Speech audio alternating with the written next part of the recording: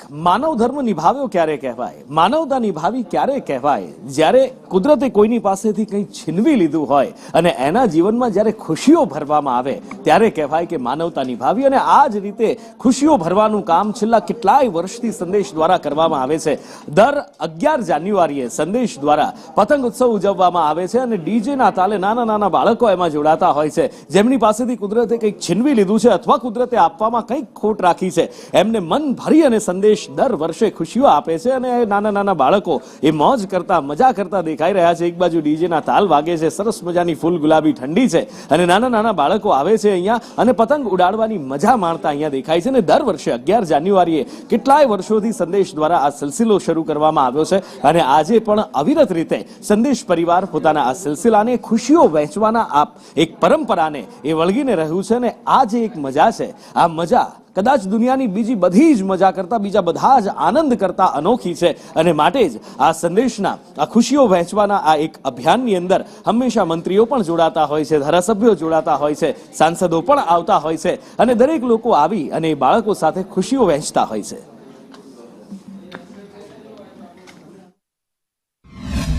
સંદેશ દર વર્ષે 11મી જાન્યુઆરીએ અમારા સીએમડી શ્રી ફાલ્ગુનભાઈ પટેલના બર્થડે અવસરે એક અનેરો પતંગોત્સવ રાખે છે. લગભગ અલગ અલગ પ્રકારના દિવ્યાંગ 2200થી વધારે બાળકો અત્યારે અહીંયા એન્જોય કરી રહ્યા છે અને એ લોકોના ચહેરા ઉપર જે ખુશી જોવા મળે છે ને એ અલૌકિક હોય છે.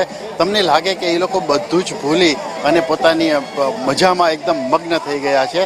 અને 1 મહિનાથી અમે લોકો આનું આયોજન કરતા હોય છે, પણ જ્યારે આ બધાના ચહેરા ઉપર હાસ્ય જોઈએ ત્યારે એકદમ બધું આમ સંતોષ થઈ જાય છે કે વાહ, સરસ બધું કામ થઈ રહ્યું છે. 3000 દિવ્યાંગ બાળકો, વિકલાંગ, બેરામૂંગા, મંદબુદ્ધિના બાળકો, 5 સ્લીપ લાઈન, આ બધા જ વલસાડથી ભરૂચ સુધીના દિવ્યાંગ બાળકોનો આ ભારતમાં નહીં પણ દુનિયામાં સૌથી મોટામાં મોટો ઉત્સવ પતંગ મહોત્સવ સંદેશ વતી થાય છે. માટે હું સંદેશને ખૂબ ખૂબ અભિનંદન આપું છું. મને ખૂબ આનંદ અને સંતોષ થાય છે. સંદેશના આ વિશિષ્ટ વ્યક્તિઓના આનંદ માટે જે પતંગોત્સવ વર્ષોથી ઉજવવામાં આવે છે એમાં સહભાગી થવાનું મને સૌભાગ્ય પ્રાપ્ત થયું છે. આગળ પણ સ્ટેન્ડિંગ કમિટી ચેરમેન તરીકે અને કોર્પોરેટર તરીકે 8-10 વખત આ કાર્યક્રમમાં મેં ભાગ લીધો છે. મને એવું લાગે છે કે જીવનમાં આનાથી બીજું મોટું કોઈ કાર્ય નથી. સંદેશને આટલો સુંદર સંદેશ આપવા માટે હું મારા તરફથી હાર્દિક અભિનંદન પાઠવું છું. દિવ્યાંગ ચહેરાઓ પર ખુશીઓ લાવવાનું કામ એ સંદેશ પરિવાર દ્વારા દર વર્ષે કરવામાં આવે છે.